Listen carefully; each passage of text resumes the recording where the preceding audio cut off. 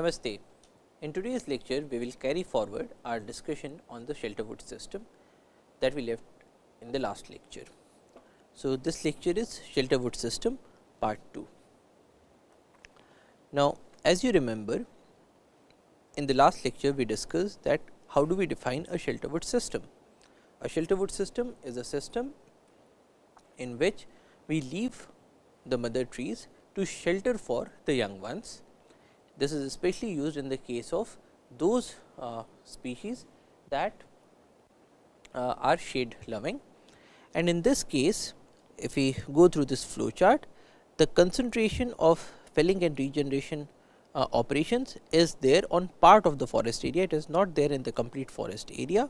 So, you do it in certain locations and you clear the old crop in successive regeneration fellings.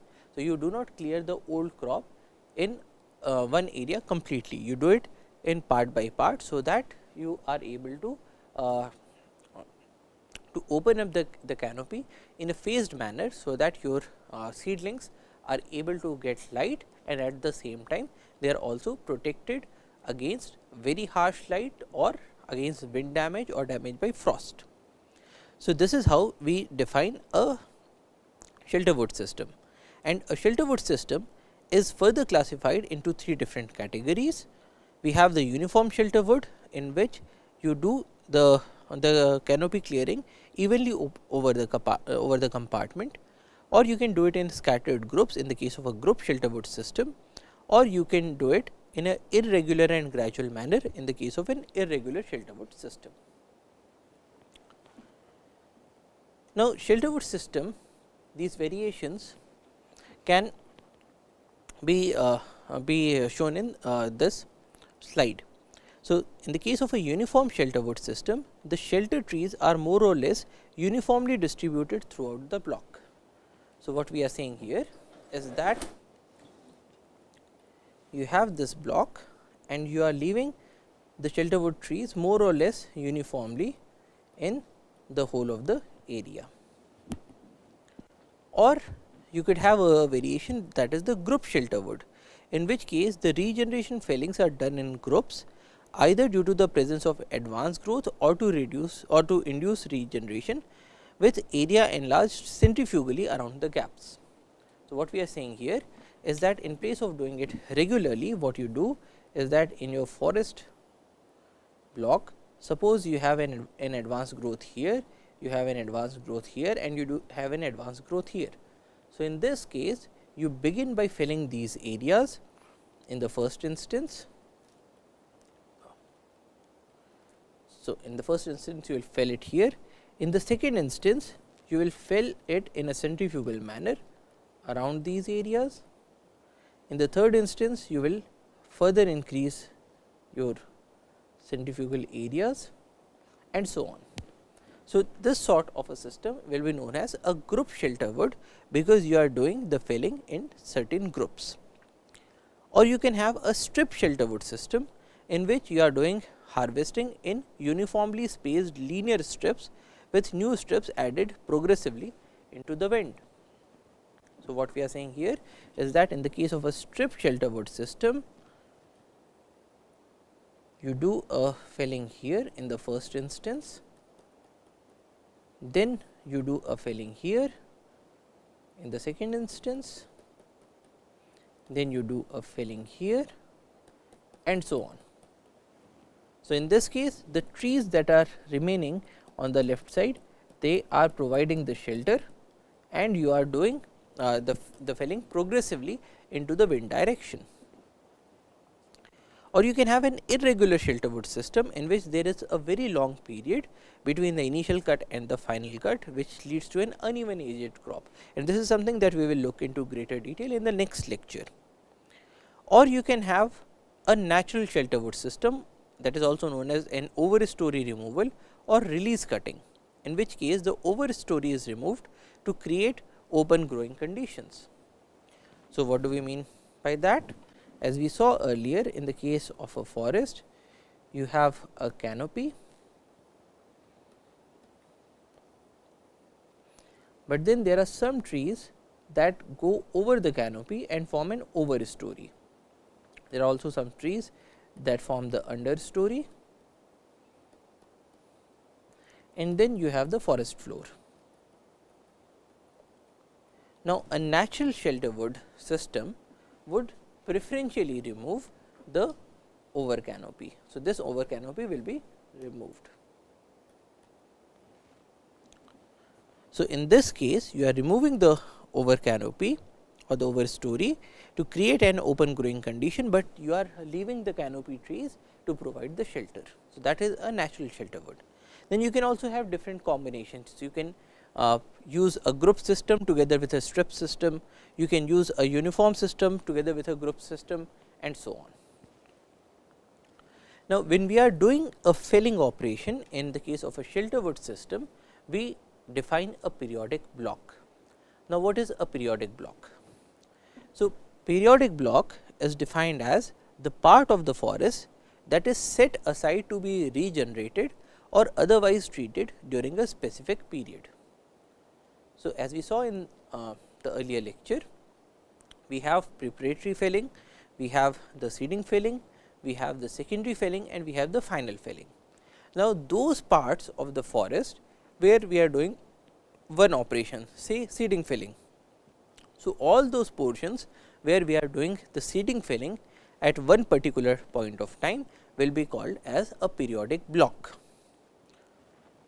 So, the part of the forest that is set aside to be regenerated or otherwise treated. So, you are doing any sort of a treatment, but you are doing it in the whole of the periodic block during a specified period. Now, this period is not necessarily a single year, but it can be say 10 years, 20 years, 30 years or so on. But then during one period you will be doing the treatment in one periodic block. So, example, the part undergoing preparatory felling is a periodic block, the part that is undergoing seeding felling is another periodic block, and so on. Now, we also have the regeneration period, which is the period that is required to regenerate the whole of the periodic block. So, for instance, what we are saying here is that suppose this is your forest and you are dividing it into 4 periodic blocks. So, this is your periodic block 1, periodic block 2, periodic block 3, and periodic block 4. Now, regeneration period asks the question, how much time do I need to regenerate the whole of a periodic block? Now, regeneration would mean that you have the seeds that are coming into that area, that those seeds are getting germinated, then they are establishing themselves. So, how much time does it take for all these operations to happen in one periodic block? That is the regeneration period. How much time do you require to regenerate the area in one periodic block? That is the regeneration period. Then we had also defined the rotation period.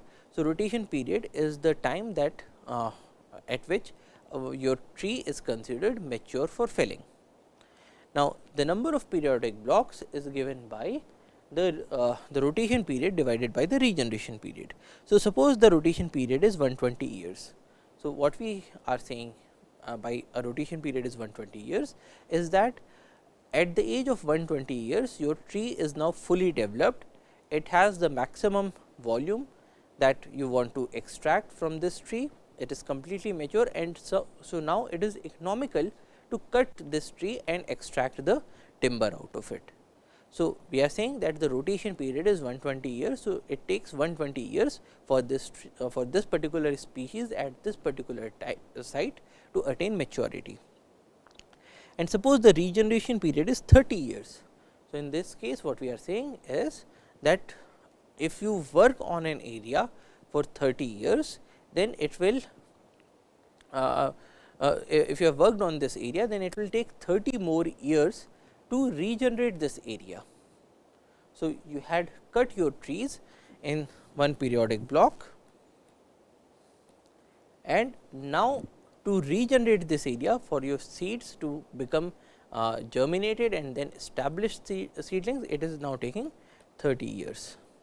So, in this example your the rotation period is 120 years, and the regeneration period is 30 years. So, the number of periodic blocks is given by the rotation period divided by the regeneration period, which is 120 by 30 is equal to 4. So, in this case you will be having 4 periodic blocks, because every periodic block will take 30 years to regenerate, and by the time you are done regenerating the 4th periodic block, the first one is now ready to be harvested and regenerated. So, this is what the periodic block concept means. So, in the case of a Shelterwood system, we define the periodic blocks as these. So, in this case for the maturity age is 120 years. So, the periodic block 1 is that periodic block on which you are doing the regeneration operation. So, in this regeneration operation what you are doing is that you are extracting the timber and you are ensuring that your next generation is established in this area. So, if you have to do extraction, then your timber has to be fully mature, and you do not want to leave any timber after 120 years.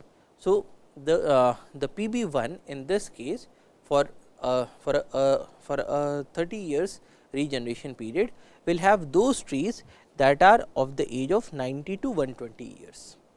So, in the next 30 years, so in this year suppose you remove all your trees that are 120 years of age, next year you will remove those trees that have become 120 years of age in the next year, then in the so those trees are now currently in of the age of 119 years.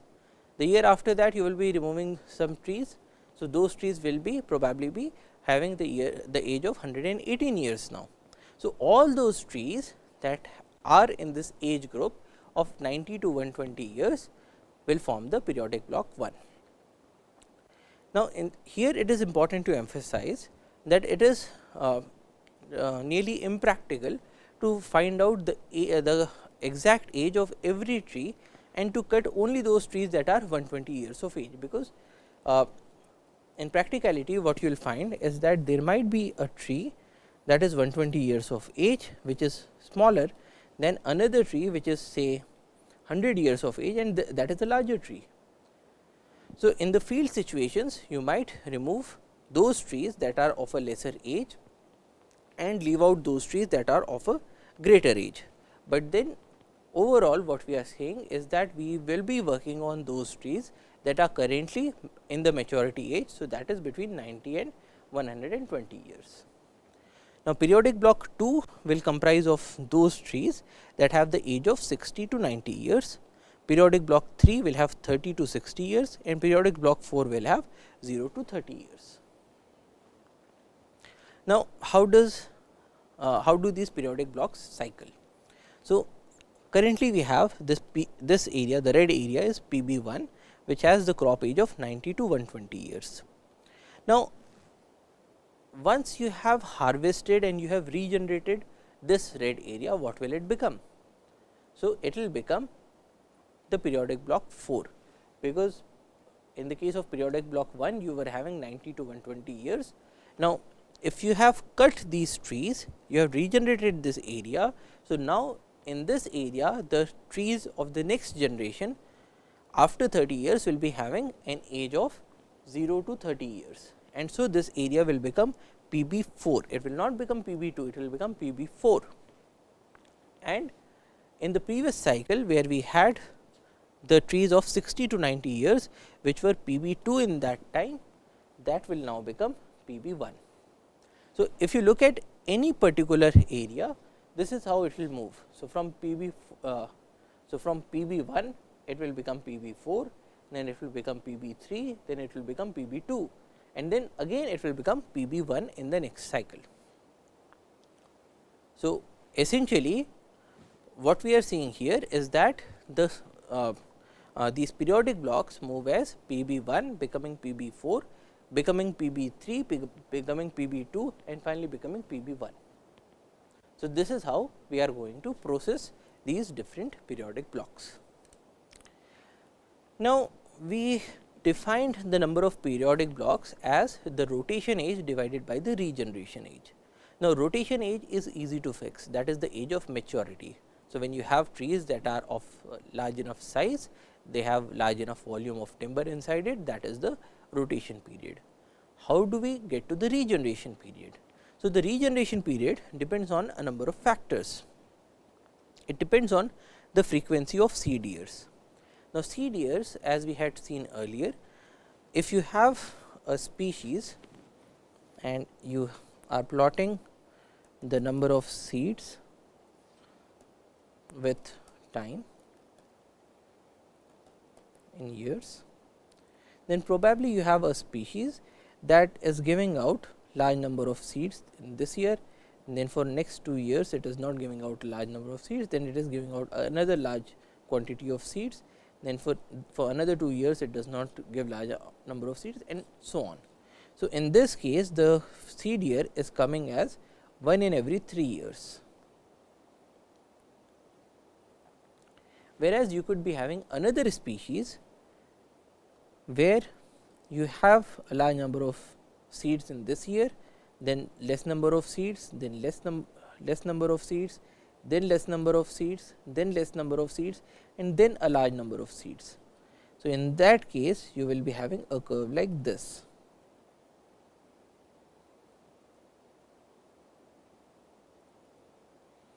So, for the blue species, the frequency of the seed year is 1 in every 5 years, whereas in the case of the red species, the frequency is 1 in every 3 years.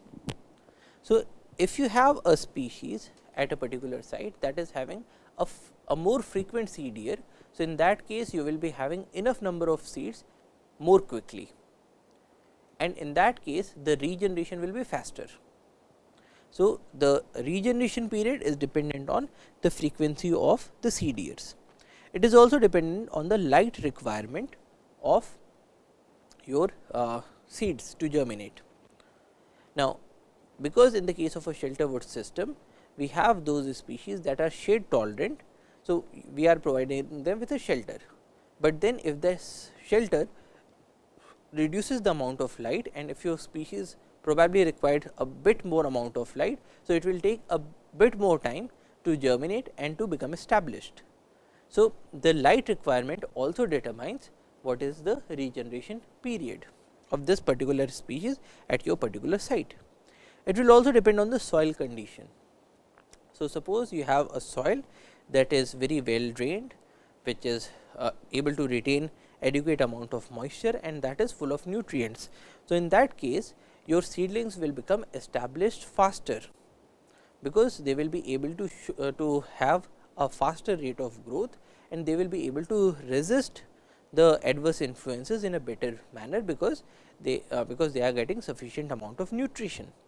So, in that case your regeneration period will be lesser than in a site which has a poor site quality, and where seeds take a bit longer to get established. It also depends on the presence of grass, weeds and invasive species, because if you have an area that is full of grass or is full of invasive species or weeds, so in that case your seeds will take a longer time to germinate and to get established, because they have to compete with these other species, and so the regeneration period will be longer. It also depends on the biotic pressure or the pressure of grazing and browsing, because you had a seedling, and when it reaches a height of say this much, then we will say that it has become established. But then when it grew to this height, there was a cow that came and ate away the top portion. So, it will take some more time to grow up another shoot and reach this height, and then this portion gets eaten up again.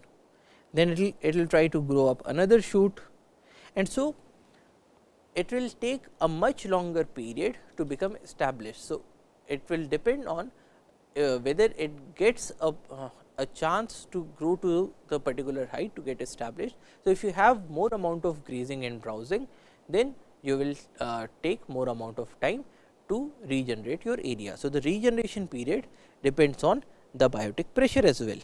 It also depends on forest fires, because in the case of some species you have a good root system that has developed, and again if your plant grows to this height, then we will say that it has become established, but then when it grew to this height and then there was a forest fire and the whole of the shoot portion got destroyed. The root portion remains, that gives out another shoot, and then there is another fire, and then probably in the third year it did not get any fire, and so it was able to reach. So, something that it could so the height or the establishment that it could reach in a single year, it took 3 years, because 2 years were 5 years. And so, the regeneration period also depends on the frequency of forest fires in that particular area. So, it depends on grazing, it depends on browsing, it depends on forest fires, it depends on invasives, it depends on insects that might be eating up or devouring the young crop, it depends on the site quality, it depends on the frequency of seed years, it depends on the light requirement. So, it depends on a number of factors. So, this is how we get to the regeneration period, and this is how we get to the number of periodic blocks, because we can fix up the rotation period as the maturity. Regeneration period will depend on all these factors, and so if you can control these factors, you can even reduce the regeneration period, and in that case you will even be able to reduce the number of periodic blocks that will be required by you. Now, next we look at the group system. Now, the Shelterwood system has a number of varieties, and one such variety is a group system. Now, group system was devised by Carl Geyer, and it was there to check the conversion of irregular forest into pure plantations. Now, an irregular forest is a forest in which different age classes do not occupy roughly the same amount of areas. So, what we are saying here is that suppose you consider trees that are 0 to 30 years, 30 to 60 years, 60 to 90 years, and 90 to 120 years. Now, ideally in a managerial sense, we would want all of these 4 age classes to occupy 25% area of the land. But suppose you have a forest in which 0 to 30 years is occupied by say 60% of the plant, 60% of the area. This is 15% of area, this is 10% of area, and this is 5% of area, 15% of area. So, in this case we will say that this forest is an irregular forest.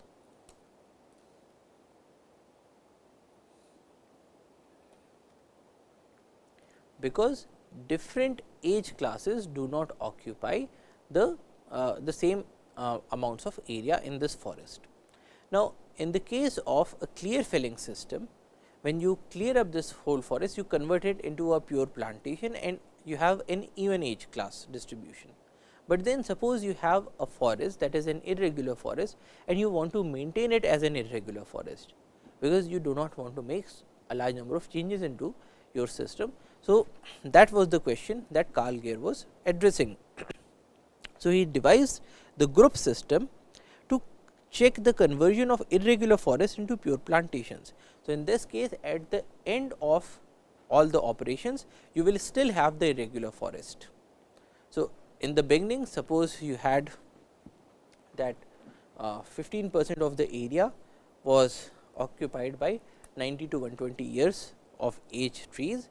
So, at the end of all your operations, you will still have 15% of the area that is occupied by these trees with the age of 90 to 120 years.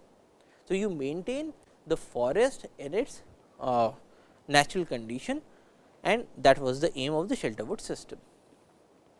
So, in the group Shelterwood system, regeneration fellings are done in groups either due to the presence of advanced growth or to induce regeneration. So, what do you do here? You do your regeneration felling in groups, and then the area is enlarged centrifugally around the gaps. So, as we saw before, we begin with a preparatory filling. So, that you are removing the dead, dying and diseased trees, and you are inducing the seed production. This is followed by the seeding filling, in which case you are trying to go for a good amount of germination, followed by a secondary filling, in which you are opening up the canopy.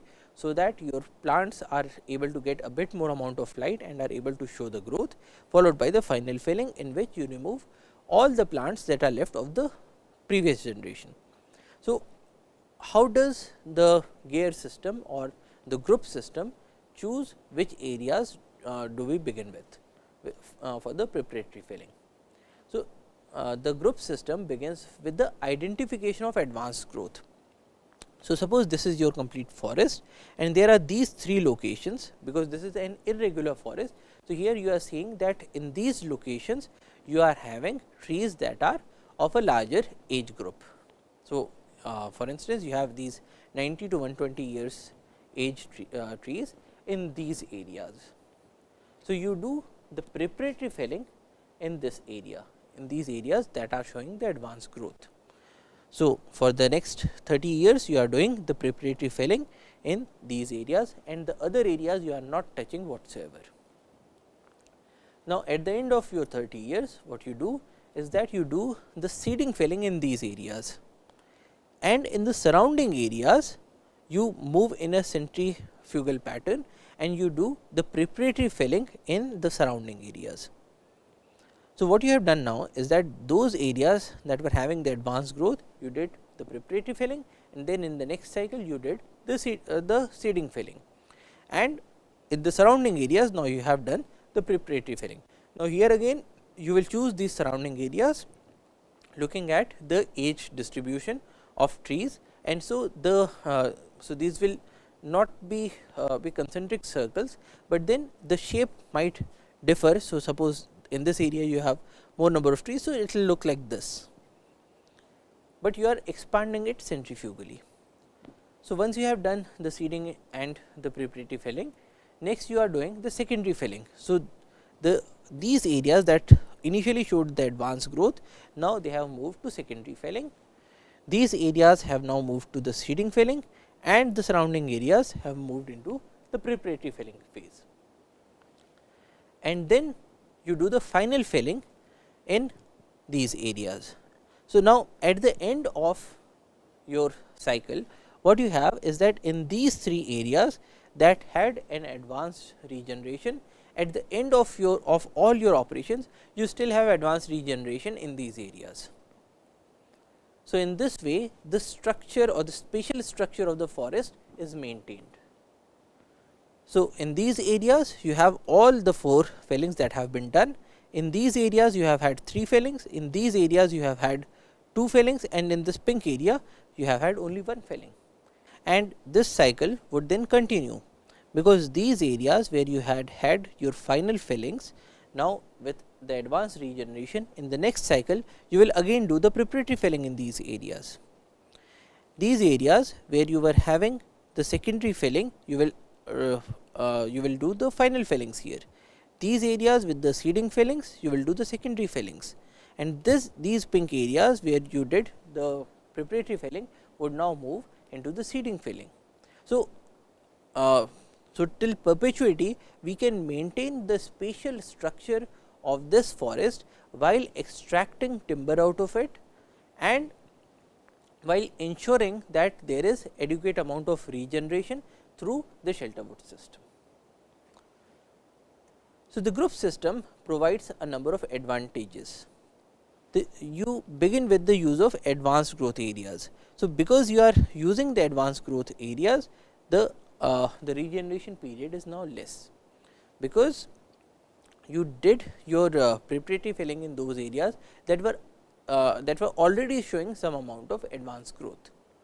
So, there are some seedlings, there are some young plants that have already established, and so the total amount of time that you would require to regenerate any periodic block would be considerably less than if you began with those areas that did not have any advanced regeneration. Then it provides adequate protection to the young crop, because you are leaving trees to act as shelter trees. Then there is also less wind damage. Now, less wind damage because in these cases you are moving it centrifugally. So, there will be wind damage only in the outer areas, but the inner areas will not see any wind damage. So, there is less wind damage in the group system. However, you also have certain disadvantages of this system. It is difficult to locate the advanced growth, because you have to move through the whole of your forest area and you have to mark all those areas that are having the advanced growth, because you will begin your system by looking at the advanced growth. So, in the beginning you have to survey the whole area, and that at times becomes difficult, especially if your area is having a high density of trees. Then the marking of trees is difficult, because each and every time you have to go to all these different areas of the forest, and there you have to mark the trees that are to be felled in different fellings. So, because you have to traverse the whole of the forest again and again, so it becomes a bit difficult. When gaps become large, wind damage may occur. So, even though we said that there is less amount of wind damage in these central areas, but then if these areas are large in size, then there is a possibility that you might have a wind damage. So, suppose you have a forest in which there is a large huge patch that was showing an advanced regeneration, and you cleared up that patch. So, there might be some amount of wind damage that occurs in that area. Then regeneration may be damaged while logging. Why? Because in all of these stages you are moving through the whole of the forest. So, even when you have done all the 4 fillings, you have to go to the central area, you have to go to this area, you have to go to this area, you have to go to this area. So, everywhere you are doing these fillings, and once you have done the felling, to extract the logs, to extract the timber, you might have to drag them out, or even to do the fellings you might have to take heavy machinery inside. To move the logs you might require to take the heavy trucks inside. So, every time you are having a young regeneration, and all the time you are entering into this forest with your equipment, with people, with the machines, and in all of these instances there is a damage to the young crop or to the regeneration. So, regeneration may be damaged while working. And the fourth difficulty is that it is complicated to work, because there are a number of things that you need to keep in mind. You have to survey the area again and again, you have to mark these trees again and again, you have to perform your operations in a way that you minimize the amount of damage to the young crop. So, all of these require training, all of these require skills, and all of these require more amount of money and time that needs to be invested. So, which is why the group Shelterwood system did not attain that amount of popularity that it could, because unlike in a clear felling system where things are very simple, here you have to visit all the areas of the forest at all times, and you have to impart a lot of skill to the people. So, these are the disadvantages: difficult to locate the advanced growth, difficult marking of trees, when gaps become large, wind damage may occur, regeneration may be damaged while logging, and it is complicated to work with. So, in this lecture we looked at the intricacies of the Shelterwood system. So, we looked at what are the periodic blocks, we looked at what is a rotation period, what is a regeneration period, how do we get to the number of periodic blocks. So, the number of periodic blocks is the rotation age divided by the regeneration age. Regeneration age is the time that your forest takes to become regenerated, to become established with the next generation. Rotation age is the age of maturity at which you consider that your wood is now ready to be felled, ready to be harvested or extracted. So, rotation period divided by the regeneration period gives you the number of periodic blocks. Now, we mark the periodic blocks as periodic block 1, 2, 3 and 4, where periodic block 1 is the periodic block where you do your regeneration operations. So, suppose you have a rotation age of 120 years, and it takes roughly 30 years for your crop to become regenerated, then you will have 4 periodic blocks, in which case you will have PB 1, 2, 3, 4. PB 1 will be the area where you will do the regeneration. So, you will cut the trees, you will harvest the old trees, and you will also establish the younger generation. Now, once you have done these operations in 30 years, so at the end of 30 years your PB 1 will now become PB 4, because it will be worked again after 90 more years. Then your PB 2, which was having the crop of 60 to 90 years of age, in these 30 years, now the 60-year tree has become a 90-year-old tree, the 90-year-old tree has become a 120-year-old tree. So, that has now become PB 1. So, it moves in the opposite sequence. So, from PB 1 you get to PB 4, from PB 4 you get to PB 3, then to PB 2, and then it again becomes PB 1. Then we looked at the group Shelterwood system, which was given by Carl Gear. The biggest advantage is that you retain the spatial structure of the forest. So, you begin by looking at those areas that have an advanced regeneration. You begin your preparatory felling in those areas that have this advanced regeneration, and then you move centrifugally around these areas. So, in the central areas where you were having the advanced regeneration, you do the preparatory felling, followed by the seeding felling, followed by the secondary felling, followed by the final felling. And once you are done with your final felling, it will again be having such amount of advanced regeneration that you will again do the preparatory felling in those areas. So, because it moves centrifugally around these advanced regeneration areas, so at the end of all your operations, you still have a forest that maintains its irregular structure. And by irregular structure, we mean that the trees of different age classes do not occupy equal areas of the land. So, there might be a situation in which your advanced regeneration is in say only 10% of the forest. So, at the end of all your operations, your advanced regeneration will again be only in 10% of the forest. So, you maintain the spatial structure of these forests. Then we looked at the advantages and the disadvantages of these systems.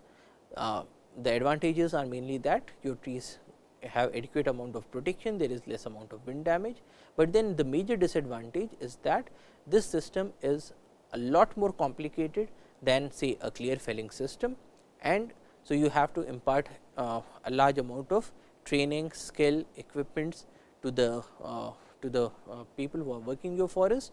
And the second major disadvantage is that you have to work in every area of the forest again and again. So, whenever you are doing your harvesting operations, your timber extraction, you are also damaging the young crop, because of which this system did not attain a huge amount of popularity. And then in certain areas, if you say have an advanced regeneration in suppose 70% of the area. So, when you create these huge gaps in 70% of your area, then there is a huge possibility that you will have wind damage in that area. So, because in this system you do not have the 4 periodic blocks that occupy equal areas of land. So, there is a big possibility that sometime in the whole of the operation there will be a time in which you will be clearing a large area of the forest, and in that case you will be exposing your trees to wind damage and also to desiccation or drying up or to frost. So, these are the advantages and disadvantages of the group Shelterwood system. So, that is all for today. Thank you for your attention. Jai Hind.